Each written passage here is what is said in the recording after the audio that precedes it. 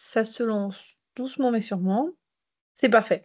Bonjour à toutes et à tous. Merci beaucoup à vous d'être présents ce soir. Nouveauté pour ce lundi des dirigeants puisque on tente le webinaire. Donc en fait, vous vous êtes inscrits et inscrites pour cette formation. Le but pour nous, c'est de visualiser et vos clubs et également que vous puissiez recevoir un rappel au niveau de vos mails pour cette réunion.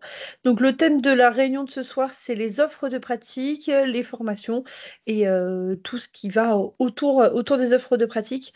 On vous présente donc un PowerPoint. Le but, c'est comme d'habitude que ça dure pas plus d'une heure. On aura sûrement des sondages, des choses comme ça durant ce webinaire. Vous n'hésitez surtout pas si vous avez des questions. Vos micros, normalement, sont coupés automatiquement. Si vous avez la moindre question, vous pouvez, en haut, il y a lever la main. Vous levez la main et puis avec mes collègues, on pourra répondre et vous donner la parole. Vous avez également un espace questions-réponses. Est-ce que vous voyez tous les questions-réponses? Olivier, toi, de ton côté, tu vois questions-réponses en haut de l'écran? Juste savoir s'il n'y a que moi. Euh, Moi, je vois pas ça, non. Ok. Non. Non, non, moi, c'est à côté. C'est entre conversation et participant, Olivier, en Ouais, haut. voilà, c'est ça. Tu vois aussi, Pascal? Q et R. Voilà. Donc, vous n'hésitez J'en pas. Là, déduis que vous c'est pouvez ça. poser des questions, démarrer une conversation, etc. Normalement, c'est accessible à toutes et tous. Je vous propose donc de commencer. Donc, les œuvres de pratique au service du développement des handballs. Puisqu'on a le hand asset, on a toutes les offres de pratique qui tournent autour du hand asset. Euh, je vais commencer par vous parler des trophées des clubs. Les trophées des clubs, c'était donc avant, il y avait un mois qui était consacré à une offre de pratique. Donc par exemple, avant, le mois de mars était consacré au baby hand, mais l'action du baby hand ne pouvait avoir lieu qu'au mois de mars. Le hand fit, c'était au mois d'avril et ça ne pouvait avoir lieu qu'au mois d'avril. Après 3 années de fonctionnement, la fédération change la mise en place donc, des trophées des clubs et maintenant, toutes les actions peuvent avoir lieu quand vous souhaitez dans l'année. Vous n'êtes plus cantonné sur un mois égale une action. Donc si par exemple vous avez une action avant le mois de l'intégrité, j'en profite parce que je vois Marc Ponce parmi nous, responsable de la commission éthique, avant les actions autour de l'intégrité avaient lieu et ne pouvaient avoir lieu qu'au mois de janvier, ou en tout cas ne pouvaient être valorisées qu'au mois de janvier. Maintenant, vous pouvez mettre en place les actions que vous souhaitez tout au long de l'année. Ça ne change pas. Pourquoi ça a été modifié par la fédération? Le but, c'est de vous permettre à vous de mettre en avant les actions que vous faites déjà au sein de votre club. Euh, C'était important pour moi de vous en parler ce soir parce que la plateforme va ouvrir normalement mi-octobre. Euh, je pense que la fédération a un peu de retard puisqu'on est déjà le 13 octobre et nous n'avons pas de nouvelles. Donc entre mi-octobre et fin octobre, la plateforme va ouvrir. C'est le même principe que les années précédentes. Vous mettez votre projet, vous dites moi, club par exemple, l'USO, je mets en place une action sur la féminisation tel mois, et après, vous aurez un mois pour déposer, un mois après la fin de la dernière date de votre action. Donc, par exemple, je prends l'USO aussi. L'USO met en place des actions tout au long de l'année. Donc, une première action en octobre, une deuxième en janvier, une troisième en mars. C'est à partir de la dernière date de la dernière action qu'après, vous avez un mois pour déposer votre bilan. Voilà. Et donc, il faudra bien déclarer son action sur la plateforme et donc le bilan de cette action pour que l'action, elle soit validée. Euh, Attention tout de même, il y aura toujours des focus sur les offres de pratique et les engagements sociaux. Donc, par exemple, en novembre, la Fédération française de handball va faire un focus sur le baby hand pour expliquer à tout le monde ce qu'est le baby hand, comment ça fonctionne. Mais vos actions baby hand peuvent avoir lieu à un autre moment qu'au mois de novembre. Voilà. Est-ce qu'il y a des questions particulières sur ce que je viens d'expliquer? Ou c'est bon pour tout le monde? J'ai pas la sensation qu'il y ait des questions. Ah, si, Simon. Alors, Simon, comment je fais pour te donner la parole? Alors, attends. Ah, bah c'est bon, tu Non. peux la prendre. Vas-y, Normalement, Simon, je je l'ai, c'est t'écoute. moi qui l'ai coupé, ouais, voilà. Vas-y. Pour avoir été au trophée des clubs au mois de septembre, là, Oui. et avoir échangé, il parlait de l'ouverture de la plateforme à partir de janvier, hein. Alors, non, nous, on a eu la perf sociale en visio fin septembre. Ils nous ont dit mi-octobre. Mi-octobre, fin octobre. Bon, bah écoute, c'est Vous, ils mieux, vous hein, ont mais dit janvier? ouais, nous, il nous parlait de début janvier pour lancer l'année, et en même temps, on pouvait rattraper. Si on fait avant, on peut bien sûr déclarer ce qui a été fait de septembre D'accord. à décembre, mais que la Oui, plateforme oui, serait bien prête sûr. qu'en janvier. Ok, bah écoute, voilà, deux communications un peu différentes, mais je pense que peut-être que la communication globale de la fédération va partir en mi-octobre, fin octobre, et après, de toute manière, on vous tiendra informé via l'Infoleague et peut-être via des mails un peu plus ciblés sur l'ouverture de la plateforme. Il n'y a pas de problème. Ça marche, pas de souci. Voilà. Merci. De rien. Merci, Simon.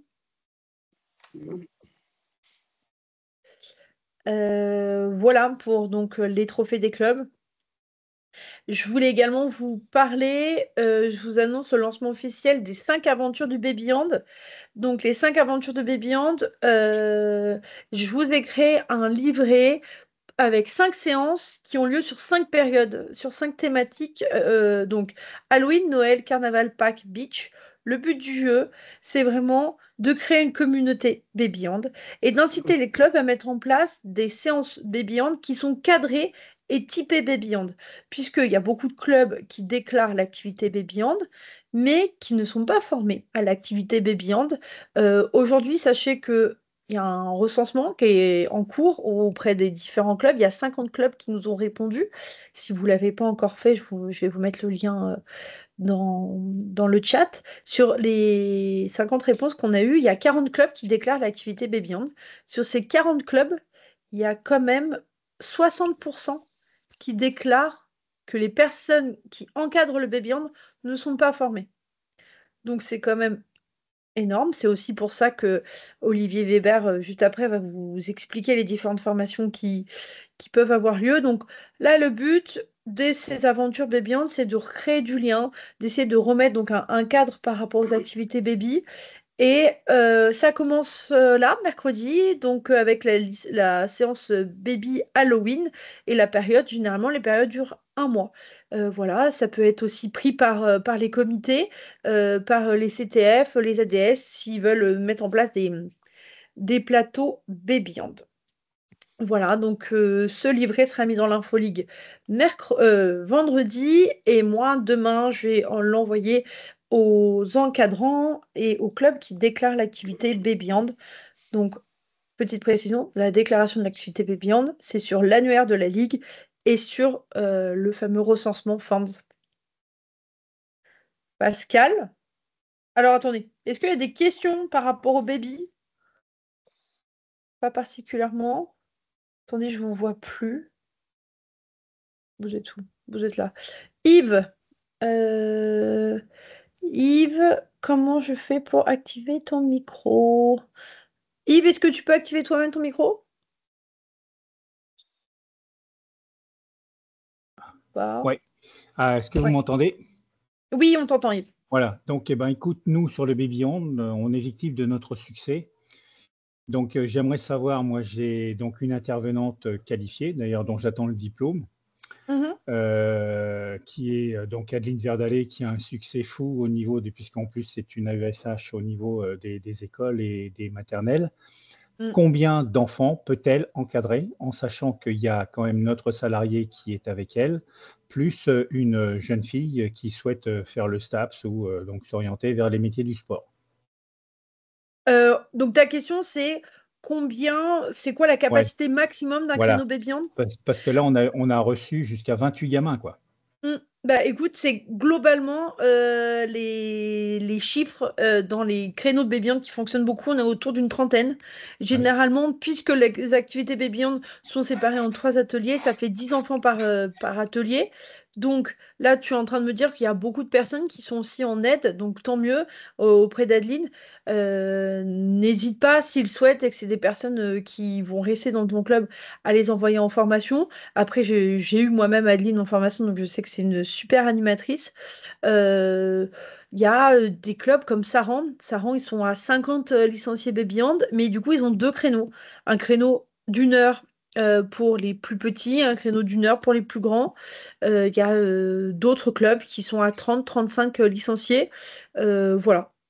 Donc, vous Oui. êtes dans les chiffres du Baby Hand.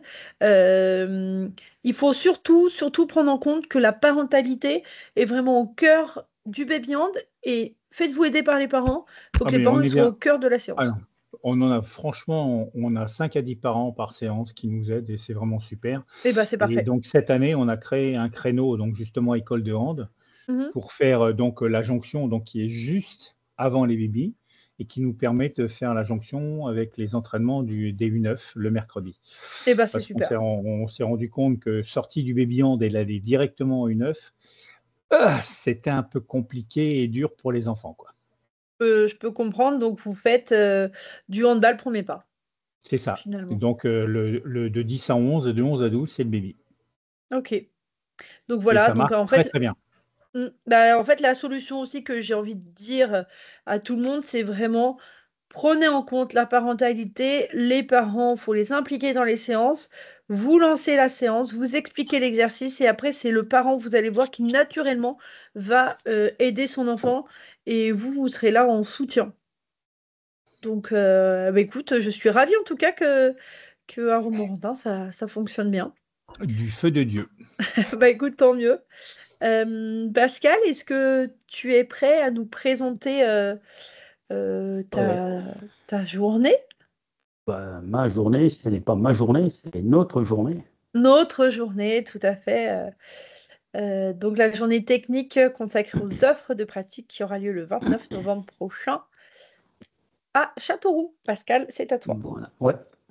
Alors, bonsoir à toutes et tous. Donc, rapidement, une présentation. En fait, on s'aperçoit que dans les comités, on propose beaucoup de soirées, matinées, après-midi techniques, bah, et vraiment soit sur l'entraînement, soit sur les règles aménagées, puisque c'est une demande aussi de la Ligue par rapport au module du tronc commun et débuter dans l'entraînement, puisque ça fait partie, c'est un temps qui fait partie de ces modules-là. Donc on s'est dit, bah, il n'y a pas que, le hand à 7, il y a aussi toutes les offres de pratique, donc tous les handballs, je le disait Nolwenn tout à l'heure. Et l'idée, c'était de présenter 4 offres de pratique qui nous paraissent hyper intéressantes en termes de développement. Donc le baby hand, ça rejoint un petit peu ce que disait Yves tout à l'heure, c'est essayer de faire comprendre et puis d'amener peut-être des choses pour impliquer un peu plus les parents, notamment puisque le gros lien c'est la parentalité et ce temps est important, parent-enfant est hyper important sur ce type d'offre de pratique. On enchaînera par du hand-fit puisque le sport santé aujourd'hui est en plein développement. Donc, ce qu'on veut aussi faire comprendre, c'est comment on peut le développer, comment on peut l'encadrer, comment on peut l'amener autre part que dans le club, hein, entreprise, partenaire public, et ce qui peut nous ouvrir potentiellement à quelques financements derrière ça. Au début d'après-midi, on enchaînera par le hand à 4.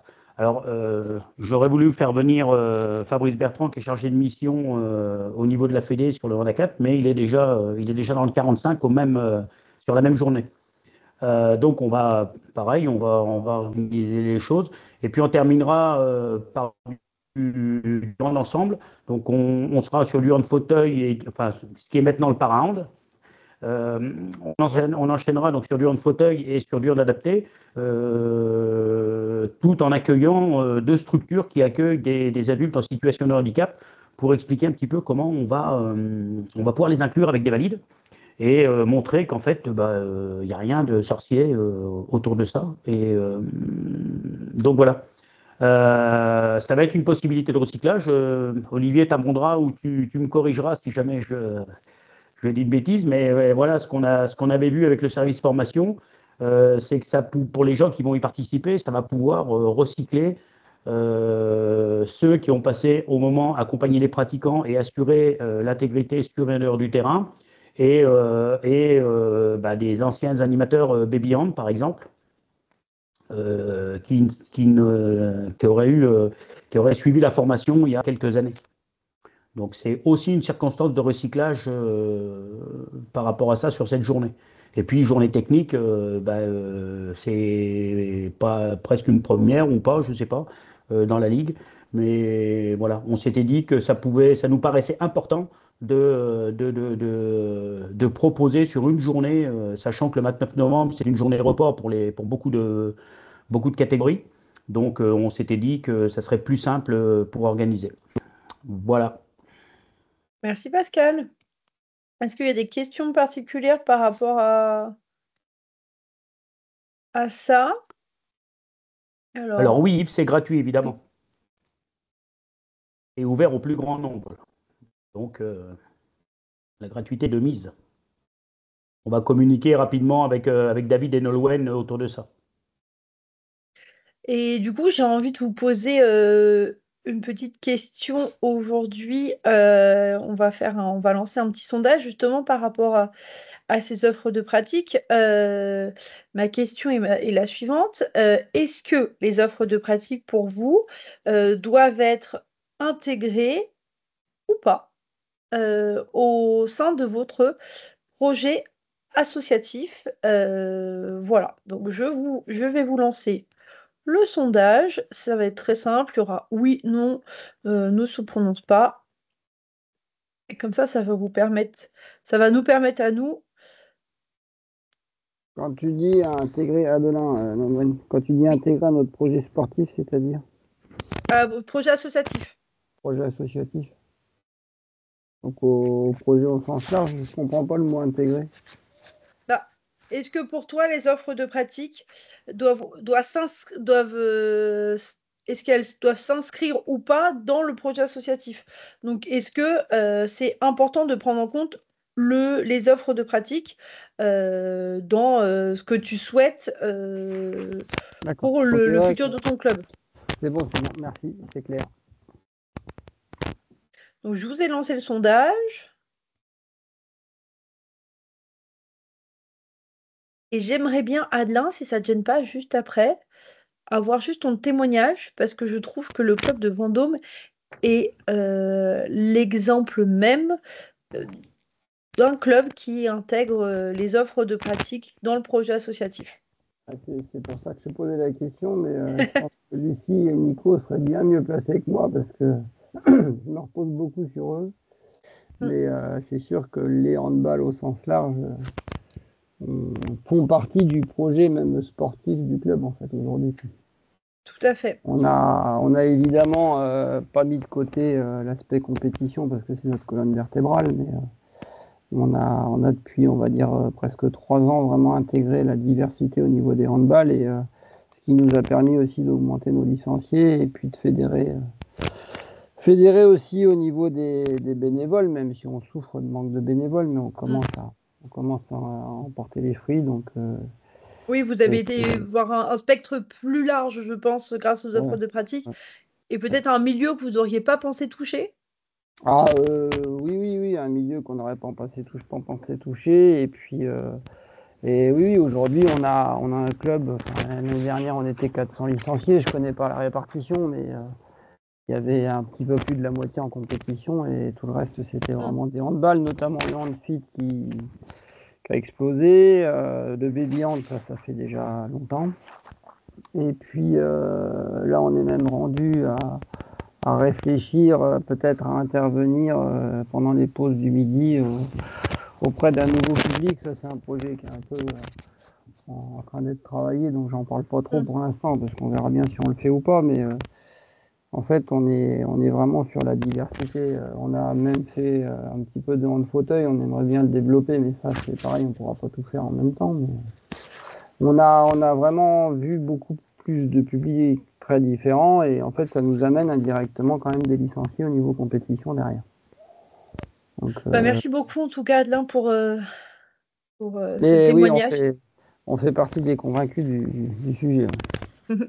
Je voulais juste avoir également, s'il est d'accord pour témoigner, Simon, puisque est-ce que tu peux juste nous expliquer pourquoi tu as été mis en avant au niveau des trophées des clubs, donc Simon de Blois, au niveau du trophée des clubs à la Fédération française de handball. Est-ce que tu peux nous expliquer le projet que vous avez mis en place, s'il te plaît? Je sais pas si Simon est encore là.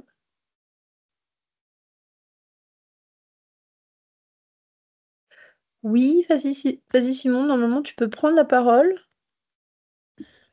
Ouais, ça y est, excuse-moi, j'avais pas le, j'arrivais Il n'y pas à a, trouver le micro. il y a pas de souci. En fait, ce que tu as expliqué sur les babies, nous, alors je rejoins Yves, hein, nous on a divisé, on fait baby, après on fait le premier pas et après on fait les U9 au vu du nombre, parce que l'année dernière on faisait pas ça, mais certains se sont pas retrouvés du tout dans cette offre. Et Mhm. après, sur ces trois catégories-là, on a à la fois la pluche, pardon, qui est présente tous les jours et qui nous sert de lien constamment et qu'il garde après jusqu'au bout, jusqu'en U18. Bon, mais plus chez les filles que chez les garçons, faut être franc hein, quand même, hein, mais voilà.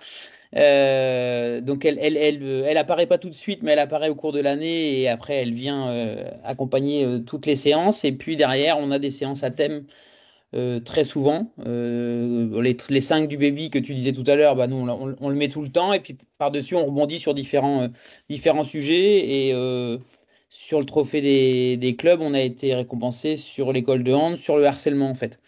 Voilà, on a rebondi sur la journée qui était proposée dans l'éducation nationale. Et la séance d'après, nous, on l'a fait. Alors, quand on dit harcèlement, là, c'est un grand mot, c'est surtout tout ce qui est jeu collaboratif.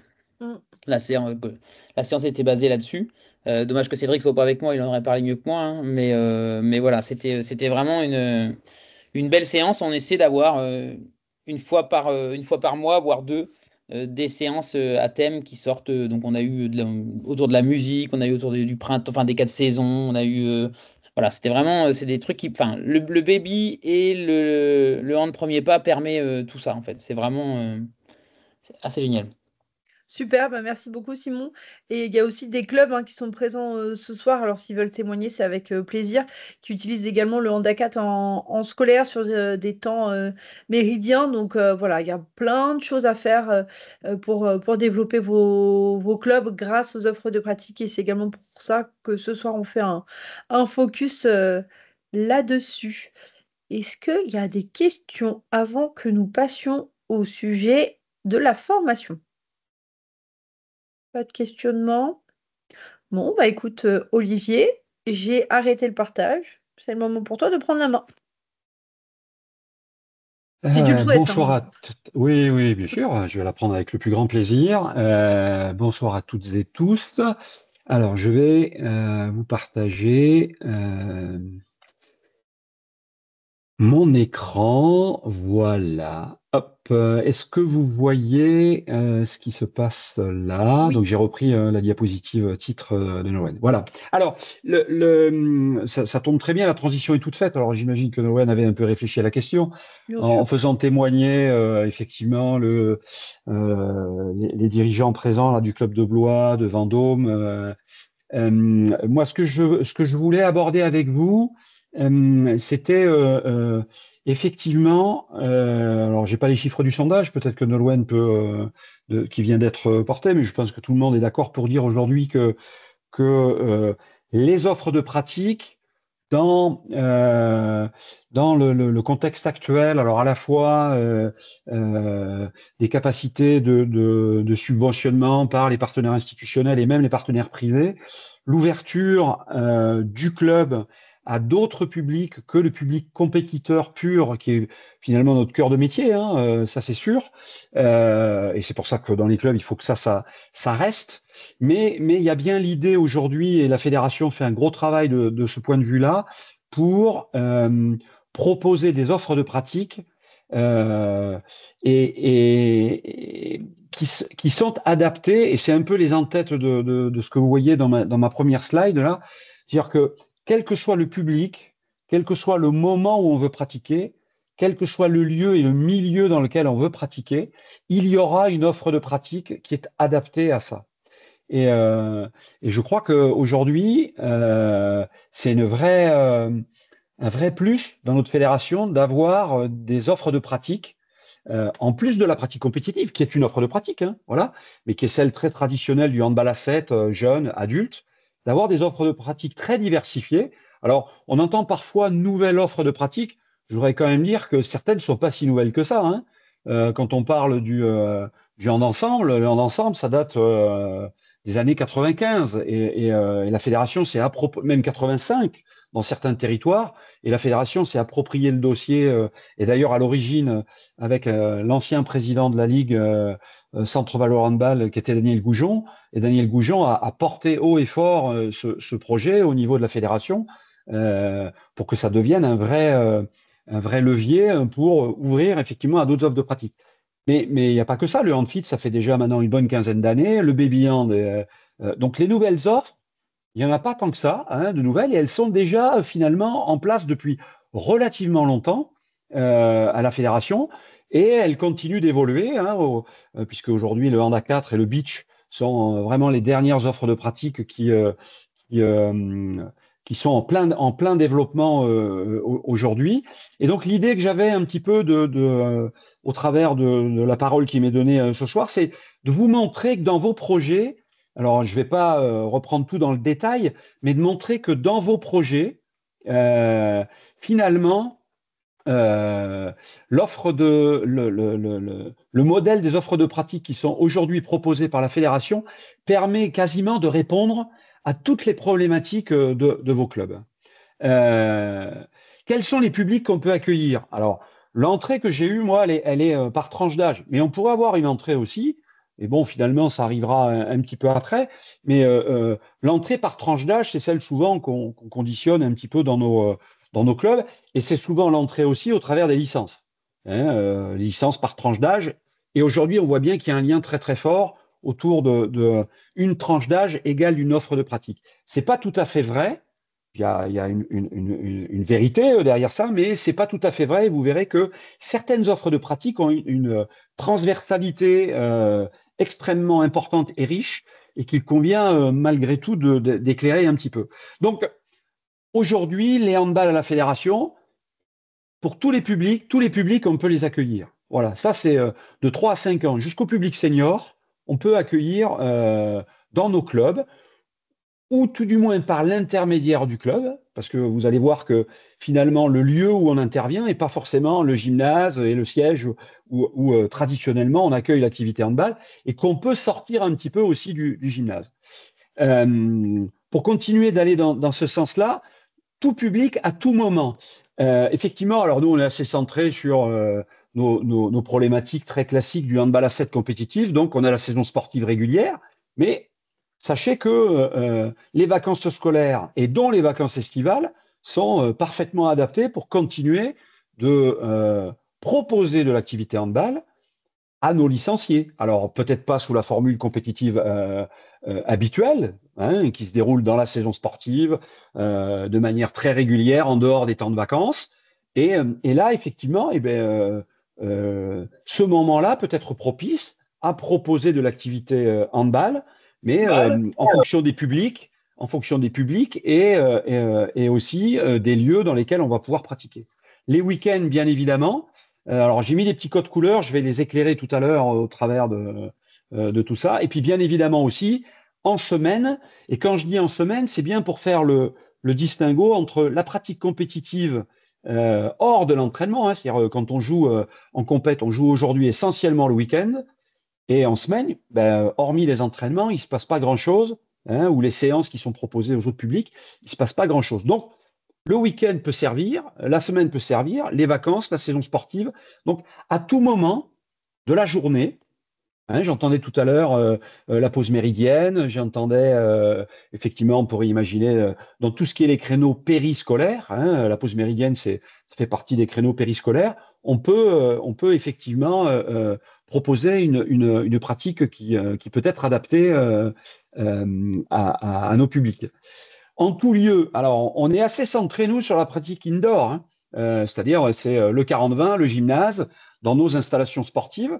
Mais sachez que aujourd'hui, et puis le Covid nous a montré qu'on pouvait aller pratiquer dehors, puisqu'on n'avait pas le droit d'aller à l'intérieur pendant toute la période du Covid. Alors on a vu un certain nombre de réticences par rapport à cette capacité qu'on a d'aller jouer à l'extérieur. Alors les plus anciens, ils se rappelleront que avant qu'il y ait des gymnases un peu partout, on jouait à l'extérieur. Et même en compétition, on jouait à l'extérieur, sur des terrains outdoor, des plateaux, et quelle que soit la météo, parfois on était amené effectivement à jouer même l'hiver en extérieur. Donc le indoor, le outdoor, il y a une offre de pratique qui peut être adaptée, et même en dehors des installations sportives traditionnelles. On peut pratiquer, alors bien évidemment, si je vous parle du beach, les plages, ça peut être quelque chose qui est parfaitement adapté, mais on peut très bien pratiquer dans des parcs, des jardins, à la place du village, sous des halles. Enfin voilà, tout est effectivement possible avec des installations qui peuvent être ou fixes et permanentes, voire effectivement ponctuelles, événementielles, et qui permettent d'installer des événements, d'installer des pratiques, et qui permettent effectivement d'aller conquérir effectivement des nouveaux publics, mais pas que, voilà, et de proposer finalement en tout lieu une activité handball. Alors, quelle différence entre lieu et milieu? Au travers des milieux, je voulais explorer avec vous finalement les milieux un peu, alors parfois institutionnels, dans lesquels on peut aujourd'hui intervenir. Et vous verrez qu'on peut faire des parallèles à la fois avec le public, le moment, le lieu d'intervention dans ces fameux milieux. Et là, ça permet de faire le lien notamment avec les publics en situation de handicap, mais pas que. Le milieu fédéral, c'est le milieu le plus classique dans lequel on intervient, nous, au niveau de nos pratiques handball. La pratique traditionnelle, handball à 7 compétitive, c'est le milieu fédéral. Mais à côté de ça, on peut effectivement aller développer de la pratique dans des milieux qui sont différents de celui qu'on a l'habitude de traiter lorsqu'on est dans notre milieu associatif traditionnel. Donc le scolaire, bien évidemment, beaucoup de clubs interviennent en milieu scolaire. Et là, on voit que peut apparaître aussi à la périphérie du scolaire, et notamment quand on va intervenir sur les publics jeunes, d'autres possibilités d'accueil sur nos offres de pratique pour effectivement avoir d'autres moments et d'autres lieux où on intervient. Donc là, le périscolaire, donc tous les accueils collectifs de mineurs, les centres de loisirs, les écoles municipales d'initiation sportive ou offices municipaux des sports. Alors la liste n'est pas exhaustive, j'aurais pu mettre 3 petits points. Bien évidemment, les QPV et les ZRR. Aujourd'hui, en QPV, je pense que ce sont des QPV, quartier prioritaire de la ville, politique de la ville. Les ZRR, zones de revitalisation rurale, sont des quartiers, des zones qui aujourd'hui sont fortement, où on nous incite fortement à aller proposer de l'activité, parce que assez souvent, les publics qui sont dans ces zones prioritaires sont assez éloignés des pratiques, ou ont des difficultés à accéder à la pratique. Donc aujourd'hui, QPV, ZRR, des possibilités de subventionnement au titre de l'ANS notamment, pour intervenir, mais pas que. Là, il y a plein de possibilités, effectivement, de créer de l'activité et d'avoir des aides conséquentes sur ce type de quartier. Le milieu, tout ce qui est milieu autour du médico-social, les EHPAD, les structures spécialisées qui accueillent notamment les publics en situation de handicap, et bien là, sont aussi des vrais milieux dans lesquels vous pouvez aller proposer de l'activité. Alors, ça peut être effectivement, alors avec différentes modalités, c'est le centre qui se déplace dans le gymnase, c'est vous qui vous déplacez dans ces structures. Tout est possible en termes effectivement d'inclusion de l'activité handball au service de ces populations-là un peu éloignées. Le milieu entrepreneurial, aujourd'hui très peu exploité, très peu exploité. Et effectivement, là, on a des pratiques qui sont parfaitement adaptées, notamment le handfit, où là, il y a des choses à aller explorer, notamment sur toutes ces notions autour de la qualité de vie au travail, les démarches RSE, RSO, etc. Là, il y a des choses à aller explorer. Et le milieu carcéral aussi, puisqu'il y a des possibilités aujourd'hui. Alors, c'est un peu verrouillé, mais je sais qu'il y a des choses qui peuvent se mettre en place.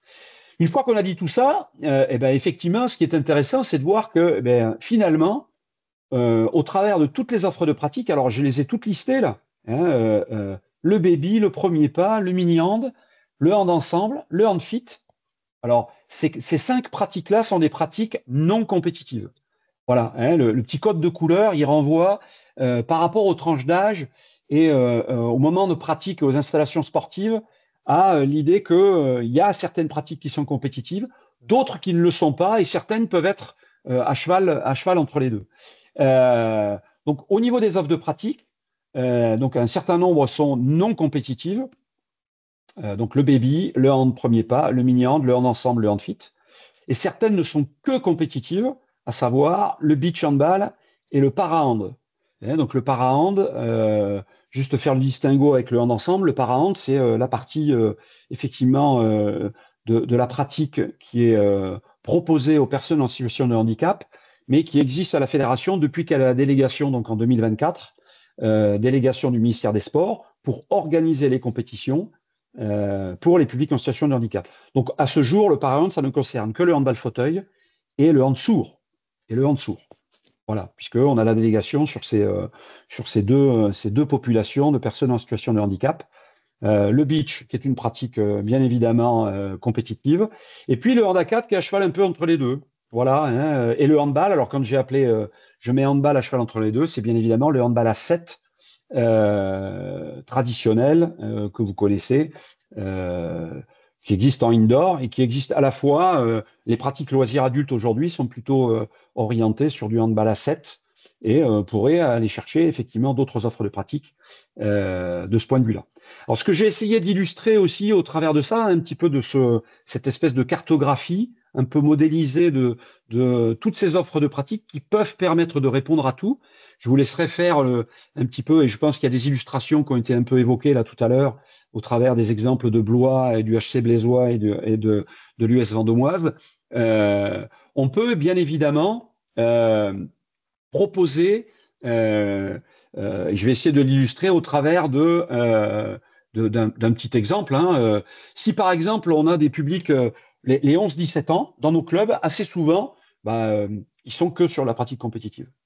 Il y a peu de clubs qui proposent aujourd'hui une pratique hors compétition aux jeunes entre voilà, les jeunes ados jusqu'aux jeunes adultes, quoi. Voilà. Donc sur le créneau 11-17, très peu de pratiques compétitives, de pratiques non compétitives.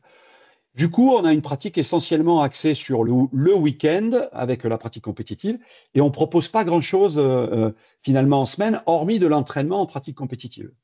Et là, il y a peut-être des choses à aller explorer dans les installations sportives, dans nos installations sportives, mais en l'utilisant autrement que dans le milieu fédéral. Et là, effectivement, au travers des centres de loisirs qui accueillent ces publics-là, en dehors du temps traditionnel de nos pratiques, il y a peut-être moyen d'aller explorer effectivement l'accueil de ce public-là qui n'a pas forcément envie de venir faire de la compétition et qui est dans une pratique plus modérée, plus alternative, plus voilà.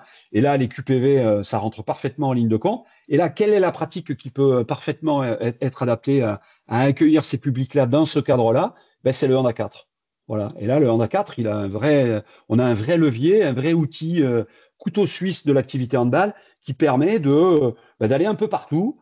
En installation sportive, mais pas que. Hein, j'aurais pu très bien mettre aussi parc, jardin, voilà, dans tous les city-stades quand il y en a, en outdoor. Et là, effectivement, au travers de cet exemple, on peut très bien imaginer que le hand à 4 puisse servir être une offre de pratique parfaitement adaptée à l'accueil de nos publics en dehors de ce qu'on fait de manière très traditionnelle.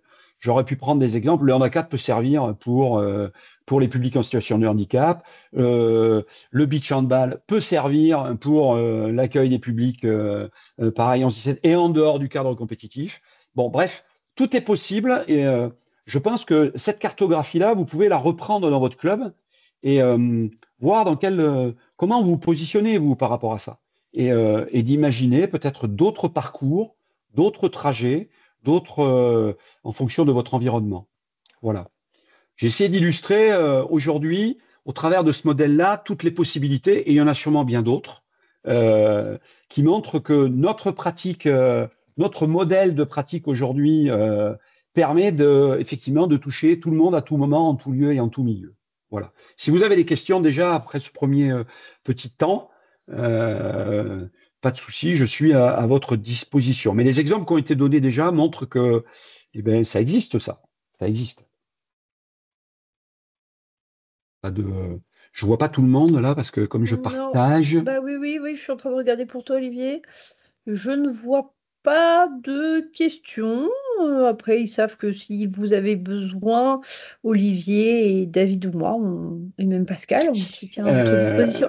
Si, il y a une main Simon qui vient de se lever. Simon, Oui, je prends la parole, mais tout ça, je suis entièrement d'accord avec toi, Olivier.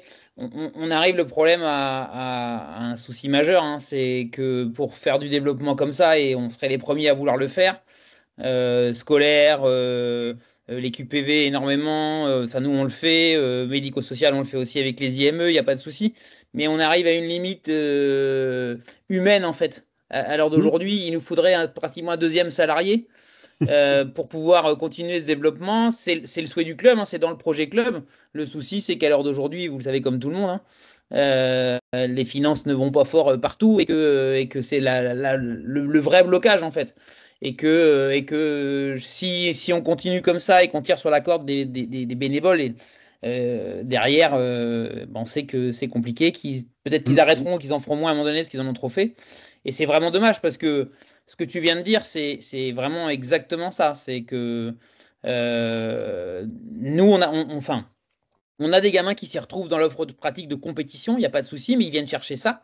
Mais on en a aussi plein qui viennent chercher. Nous, le but dans le projet club, c'est d'avoir 2 équipes dans chaque catégorie. Mais ces 2 équipes, il y a une équipe, c'est de la compétition. L'autre, c'est, j'allais dire non compétitif. Ils veulent jouer, mais ils veulent jouer souvent entre eux ou ils veulent jouer de temps en temps. Plus sur du, j'allais dire loisir. Je sais pas que j'aime pas le mot, mais voilà. Mais clairement, il y a quelque chose à prendre aussi là-dessus. Mais par manque de moyens, notamment humains et financiers qui en découlent, c'est le problème du non-développement ou en tout cas pas assez vite à notre goût. Je sais pas comment on peut voir ça, mais. Alors pour rebondir sur ce que tu évoques, Simon, moi l'idée que je fais de ce modèle-là, l'idée c'est pas de tout faire, hein, bien évidemment, c'est de montrer que en fonction de l'environnement dans lequel vous êtes, en plus de la pratique compétitive, vous pouvez, avec un bon diagnostic de votre ancrage territorial, de qu'est-ce qui est autour de vous. Vous êtes en milieu rural, vous êtes en milieu urbain, vous êtes en QPV. Autour de vous, il y a des structures spécialisées. Après cette analyse un peu plus fine, je pense que sans partir dans tous les sens, hein, moi l'objectif c'est pas de vous dire il faudrait être partout, en tout lieu, en tout moment et tous les milieux. On y aille. Ce que je voulais illustrer au travers un peu de cette carte-là, c'était pas facile à matérialiser pour que vous compreniez un petit peu l'idée qu'il y a derrière ça, c'est que finalement, dans la question qui était posée par Nolwenn en amont, c'est est-ce que les offres de pratique peuvent servir votre projet? Je crois que oui, si vous avez un vrai projet qui peut aller fédérer des publics autres que le public traditionnel compétitif, et tu exprimes parfaitement que c'est pas parce qu'on est jeune qu'on va faire que de la compète et qu'il y a aujourd'hui plein de jeunes qui ont envie de pratiquer autrement. Et bien là, on a des possibilités. Et moi, c'était ça que je voulais illustrer. Là-dedans, l'idée, c'est pas très loin du gymnase, il y a un city stade. Et tiens, comment je peux accueillir peut-être les gamins certaines périodes de l'année, pas tout le temps. Et puis là, faire un peu du travail avec les quartiers. Alors effectivement, ça demande de la RH, ça c'est sûr. Peut-être que ça peut en générer. Voilà, ça peut générer des ressources nouvelles en générant de nouveaux besoins, en partenariat avec les partenaires institutionnels, les mairies, les communautés de communes, même si la tendance est plutôt effectivement à la réduction des subventions. Mais il y a des aides, elles existent. Et encore une fois, l'idée, c'est bien d'aller chercher ce qui est le plus pertinent au regard de votre projet de club. Je ne suis pas en train de dire qu'il faut tout faire. hein, mais d'être bien précis, bien identifié, ce qui peut servir le mieux le projet du club dans sa diversification et en lien avec son contexte territorial. Et je crois qu'il y a beaucoup de choses à faire sans forcément dégager beaucoup plus de moyens que d'habitude. Forcément, il en faudra, mais l'idée, dans mon discours, c'était pas de dire qu'il faut aller partout, hein. Bien évidemment, parce que c'est quasiment impossible de tout faire, d'être partout. Et effectivement, ça demandera de la RH et notamment de la RH salariée. Voilà, forcément. Et ça, c'est pas possible pour toutes les structures. Ça, c'est sûr. Et J'abonde des fois, complètement dans ce qui est évoqué, hein, bien sûr. et des fois, aller partout, c'est pas forcément bon puisque Hum, on ne se fixe pas et on reste et on n'est pas dans la qualité. C'est aussi pour ça que tout à l'heure j'ai insisté sur les formations parce que moi ça m'alerte en fait pour les formations des baby hand, euh, pourquoi aujourd'hui au handfit, il y a 24 clubs qui déclarent faire du handfit et il y en a 23 qui sont formés parce que vous avez le sentiment que faire du handfit, c'est quelque chose de très spécifique, mais faire du baby hand, c'est aussi quelque chose de spécifique et donc il faut vous former à ça. Euh, et donc, j'ai un peu dérivé, pardon, mais aller partout, c'est pas forcément bon. Et donc, il faut aussi faire une vraie analyse de votre territoire. Si autour de votre club, il y a beaucoup de clubs qui proposent du 3-5 ans, bah peut-être que c'est pas pertinent de vous lancer vous aussi dans le baby hand, il faut vous démarquer avec autre chose. J'ai également conscience, et on a totalement conscience au niveau du service développement, mais euh, je sais qu'il y a beaucoup de territoires où il n'y a plus de place dans les gymnases. Et c'est concret ça. Il n'y a plus de place dans les gymnases, mais il hum. faut aussi voir ailleurs que les gymnases. Vous avez des salles des fêtes, vous avez peut-être des territoires à côté. Je prends l'exemple de Valsolone que je connais très bien. Euh, on a ouvert une antenne à Jules Potier, qui est une ville à 10 minutes de notre ville, pour faire du handfit, parce qu'il y avait une possibilité dans un centre social d'ouvrir une antenne sur le handfit. Je sais également qu'à Dreux, ils aimeraient ouvrir une antenne à Tréon, donc ils sont en pourparlers avec la mairie de Tréon, que sur du baby hand dans une salle des fêtes. Donc ne vous fermez pas les possibilités. J'ai bien conscience aussi que il faut de la RH, il faut de la motivation et que c'est souvent des opportunités et on n'est pas du tout en train de vous faire et d'être des donneurs de leçons, loin de là. On est surtout là pour vous indiquer les possibilités que vous avez dans le développement et vous aider. Et voilà, en tout cas, je pense que c'est le maître mot. On est là également pour vous aider. Je continue, Nolwenn, puisqu'on Oui, oui, oui. on parlait de la formation. Je voulais juste aborder, alors je suis resté essentiellement sur les offres de pratique, mais ça a été l'objet aussi d'une intervention très rapide que j'ai faite sur le webinaire il y a 15 jours. Donc ceux qui étaient peut-être présents reconnaîtront des éléments. Donc je voulais aborder avec vous, effectivement, puisque Nolwenn l'a dit, beaucoup de clubs font du 3-5 ans, mais tout le monde ne fait pas du baby hand. Si je reprends cet exemple. Le concept de l'activité, il est particulier et chacune des activités proposées par la fédération a un concept qui lui est propre et il convient aujourd'hui de s'y former si on veut réellement être dans cette idée de développer les pratiques de la Fédération française de handball. Je ne suis pas en train de dire que ceux qui font du 3-5 ans, qui n'est pas du baby, c'est pas bien ce qu'ils font, hein, d'accord, mais effectivement, c'est pas du baby hand au sens de la pratique. Et il y a des clubs qui font du 3-5 ans depuis bien plus longtemps que n'existe la pratique baby hand. Donc, mais c'est pas tout à fait du handball, souvent de la motricité, c'est souvent bon bref, je vais pas rentrer dans le détail, mais l'idée c'est bien d'évoquer avec vous quel dispositif nous, au niveau de la Ligue du Centre, on met en place pour vous permettre de vous former et de pourquoi pas mettre en place les projets au travers du modèle que je viens d'évoquer juste en amont là. Et d'aller choisir pour vous, avec des personnes qui sont identifiées, avec des ressources qui sont formées à l'accueil de ces publics en particulier, de pouvoir proposer la qualité qu'évoquait Nolwenn tout à l'heure. Parce que l'idée, c'est bien de fidéliser le public. À partir du moment où vous le touchez, l'idée, c'est bien de le fidéliser et qu'il ait envie de rester et de prolonger, effectivement, peut-être en grandissant, peut-être et d'aller, pourquoi pas, sur d'autres offres de pratiques que vous pourriez proposer. Aujourd'hui, nous, la volonté, l'ambition, c'est à chaque fois qu'il y a un club qui propose une offre de pratique, il faudrait qu'en face, il y ait quelqu'un de formé. Voilà. Tout comme l'ambition à terme, peut-être, c'est qu'à chaque fois qu'il y ait une équipe qui joue le week-end, la personne qui est sur le banc, à minima, elle a été formée à l'accompagnement de l'équipe et au managerat. Donc ça sera l'objet effectivement de travaux. Je vais pas, voilà, mais est-ce que ce sera de la CMCD, est-ce que ce sera je sais pas quoi, mais bon, l'idée c'est bien, si on se forme, c'est pour proposer de la qualité. Aujourd'hui, nous, ce qu'on propose, je fais un focus essentiellement sur les offres de pratique, hein, puisque c'est l'objet du webinaire. Aujourd'hui, on propose un dispositif qui permet dans chaque bassin, on s'inscrit dans chaque bassin, voilà, dans chaque territoire départemental, dans chaque comité, on s'inscrit et on participe dans un premier temps dans le bassin à un socle commun d'animation, qui est une journée en présentiel, alors qui peut être organisée en 2 demi-journées. Et puis ensuite, on rentre dans la spécificité de l'offre de pratique. Juste rappeler quand même que ce socle commun, il est commun aussi à toutes les personnes qui veulent se former à l'entraînement aussi, avec le fameux module débuter dans l'entraînement. Donc le socle commun d'animation, il est commun à toutes les personnes qui veulent aller se former à l'animation du baby hand, du hand à 4, du para-hand, du hand ensemble, etc. À l'école de handball, au handfit aussi. Il est commun aussi aux personnes qui veulent aller plutôt aller vers l'entraînement et au module débuter dans l'entraînement.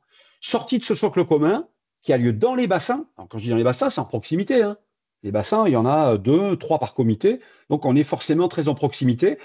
Et ce sont les clubs partenaires du projet territorial de la Ligue qui mettent en place ce socle commun, avec des collègues salariés de ces clubs. Souvent, ce sont des clubs salariés qui animent ce temps-là, et ces collègues salariés ont été formés, et on a construit avec eux ce socle commun d'animation qu'ils animent en proximité. Et ensuite, on rentre dans la spécificité. Aujourd'hui, le tronc commun des offres de pratique, il permet à tous ceux qui se sont inscrits dans les départements de suivre en fait 3 à 4 classes virtuelles qui permettent d'aborder tout ce qui est commun aux offres de pratique. C'est quoi les différents milieux dans lesquels on va intervenir? C'est quoi les différents publics qu'on peut toucher? Finalement, rentrer un peu plus dans le détail sur la cartographie que je vous ai montrée et le modèle que je vous ai montré juste en amont. Et puis ensuite, on rentre plus précisément, et là on est en présentiel, on rentre plus précisément sur 1 à 2 journées sur le spécifique autour de la pratique. Et là, on va sur le terrain, on va effectivement se mettre réellement en situation baby, en situation école de handball avec le mini-hand et le handball premier pas, en situation à faire du hand fauteuil ou du hand adapté, en situation hand fit ou en situation hand à 4.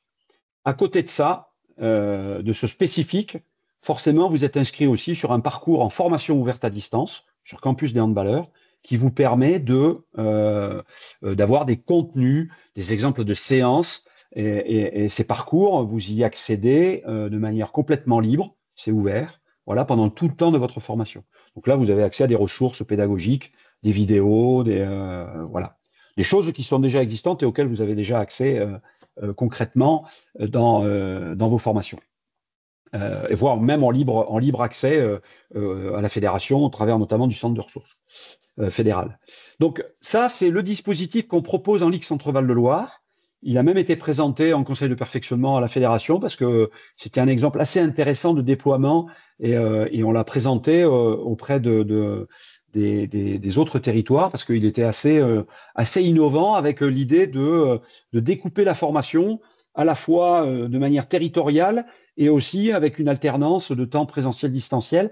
L'idée étant, bien évidemment, vous l'avez compris, c'est de rendre cette formation la plus accessible possible, la plus flexible, pour permettre à tous vos bénévoles, s'ils sont intéressés, de rentrer dans cette formation. Voilà. Un petit point aussi, puisque Nolwenn évoquait, et Pascal en parlait tout à l'heure, au travers de la journée qui va être proposée effectivement dans le comité de l'Indre. À partir du moment où on est formé, où on est rentré en formation, votre statut dans Gestand vous êtes considéré comme en formation pendant tout le temps de la formation. À la fin de la formation, vous êtes considéré comme étant formé. Et la partie validation, elle passe par un certain nombre de petites conditions à remplir, notamment avec des livrables. ce qu'on appelle des livrables. On va vous demander peut-être de nous fournir une séance type Baby Hand que vous avez réalisée, un mini-projet autour du milieu dans lequel vous voulez intervenir, périscolaire, QPV, etc. Et à partir de là, on validera la formation et vous aurez un numéro de carte. Et à partir de là, la validité de votre diplôme, elle démarre. Et là, on part sur une validité de 3 ans. D'où la nécessité, de manière assez régulière, de se recycler. Et au travers de l'exemple qui a été donné par Pascal, vous avez la possibilité de vous recycler et de relancer entièrement pour 3 ans tous les nouveaux diplômes que vous avez obtenus dans ce cadre-là. Voilà. Et si je puis me permettre, Olivier, il faut savoir qu'il Oui. y a des choses et des situations qui ont évolué. Par exemple, je prends juste l'exemple du Handa 4. Aujourd'hui, il y a 27 clubs qui me déclarent sur 50 être formés au Handa 4. Sachant que nous avons fait le point avec Olivier, il n'y a pas 27 personnes qui ont été... non, pardon, 27 clubs qui déclarent faire du Handa 4.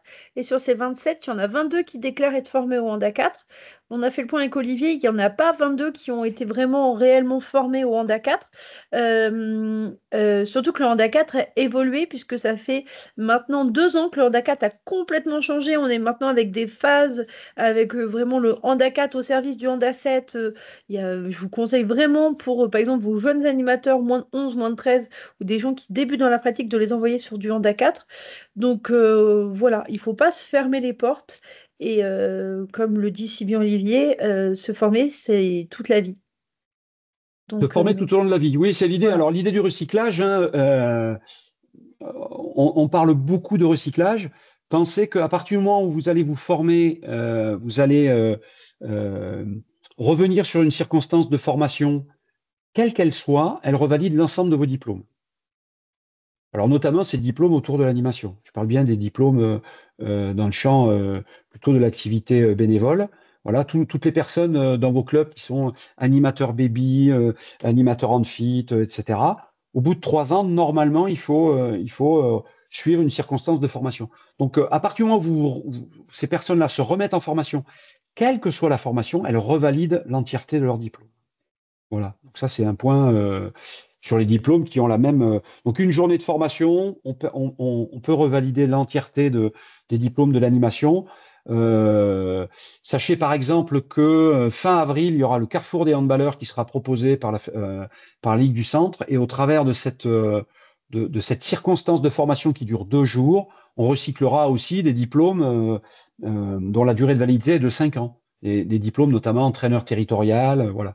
Donc, je sors un peu du cadre, mais pour vous expliquer qu'en fait, voilà, se recycler finalement, c'est une démarche qui est permanente et de re-rentrer en formation de manière régulière au travers des circonstances qui sont proposées par la Ligue, qui ne sont pas très lourdes, qui ont lieu en proximité, et bien, ça permet effectivement de recycler quasiment tous ces diplômes.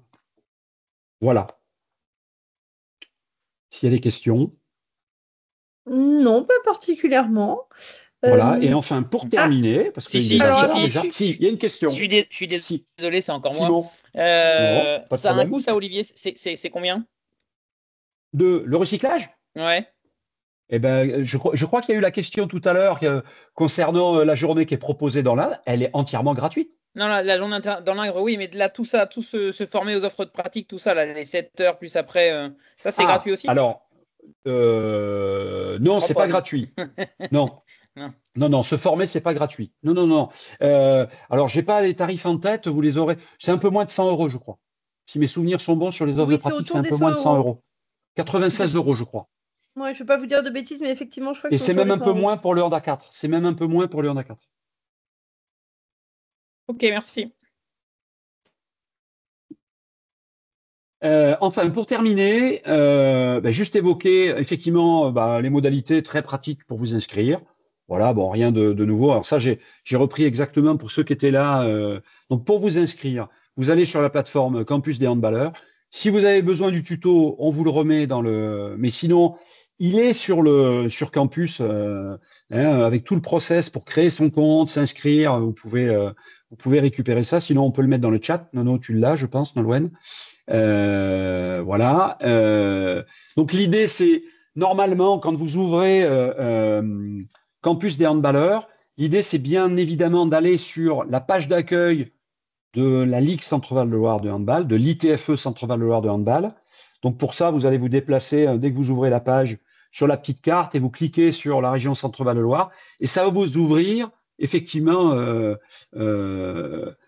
l'offre qui est proposée dans chacun des comités. Dans chacun des comités, vous allez retrouver l'ensemble de l'offre. Et si je prends l'exemple du comité Eure-et-Loire, il apparaîtra ça. Mais ça apparaît dans tous les comités. Donc, il y aura le module tous unis qui est en libre accès, je vais y revenir. Et puis ensuite, l'ensemble de l'offre qui est proposée, baby, beach, école de handball, hand A4, hand d'ensemble et hand fit, avec le socle commun qui se déroule dans le bassin, la partie CV qui est en distanciel, et ensuite, effectivement, la partie spécifique qui aura lieu plus particulièrement à Saran et qui est spécifique à la pratique qui a été choisie par le stagiaire. Voilà. Et puis, à côté de ça, alors, juste pour, je vous ai évoqué tout à l'heure les différents statuts dans Gestand. Pour avoir le statut validé aussi, il faut avoir passé. Alors moi, j'invite bien évidemment tous les clubs à le faire pour toutes les personnes encadrantes. Je pense que Marc abondera dans ce sens-là, à suivre le module Tous Unis, qui est un module entièrement gratuit, en libre accès sur le site Campus des handballeurs. Voilà. Vous vous y inscrivez, vous suivez la durée pour faire ce module en 100% distanciel. Ça dure il y a certains qui arrivent à le faire en 45 minutes. Voilà, mais il est compté pour 2 heures.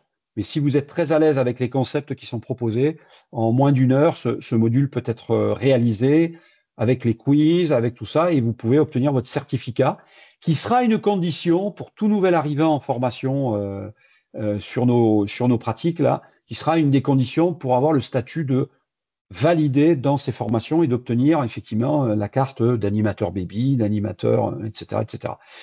Une fois que ce module est suivi, il n'y a plus besoin de le repasser après. Voilà. Et donc, s'il y a des candidats qui ont déjà suivi des formations chez nous, voilà, qui ont passé le module Tous Unis, eh bien, il n'y a pas de souci, ils n'ont pas besoin de le repasser, quoi. Et j'inciterai même tous les clubs présents également et qui ont des coachs, des entraîneurs et des personnes bénévoles autour des terrains à les inciter fortement à faire cette petite formation des violences et des sites, contre les violences et les incivilités, puisque on voit et on lit des choses aberrantes tous les week-ends, des choses qui se passent sur les terrains. Et donc, c'est important de rappeler ce qui se fait, ce qui ne se fait pas dans le handball. Et ce module le permet. En tout cas, de le rappeler. Voilà. Tous les encadrants, toutes les personnes qui se sont déclarées honorables au travers de l'attestation d'honorabilité dans vos clubs devraient avoir suivi ce petit module. Je ne suis pas sûr que ce soit le cas partout. Voilà, mais je vous invite à fortement inciter vos bénévoles encadrants, quel que soit le public qu'ils encadrent, que ce soit en pratique compétitive ou non, comme l'évoquait Nolwenn, à suivre ce petit module. Il est obligatoire pour valider les formations pour toute personne qui rentre en formation. Voilà. Écoutez, voilà, donc c'est un module e-learning, voilà, obligatoire. Voilà, j'avais oublié de cliquer sur la dernière petite bulle. Voilà. Moi, j'en ai terminé. Voilà, écoute, je peux répondre à toutes vos questions si il y en a encore. Voilà. Non, je vois pas de questions. Il y a des remarques vives, mais il n'y a pas de questions spécifiques. En plus, nous sommes dans le timing, 20h07. Ça fait un peu plus d'1 heure que nous avons commencé. Merci beaucoup à toutes et tous pour votre participation. N'hésitez pas à nous faire remonter si c'est un peu plus compliqué ou si vous avez apprécié le fait que ça soit en webinaire et non en visio. Voilà, le webinaire sera également disponible sur notre chaîne YouTube. Eh bien, écoutez, bonne soirée à vous. Merci beaucoup, bonne soirée. Bonne soirée à tous. Merci, bonne soirée. Merci, bonne soirée. Au revoir.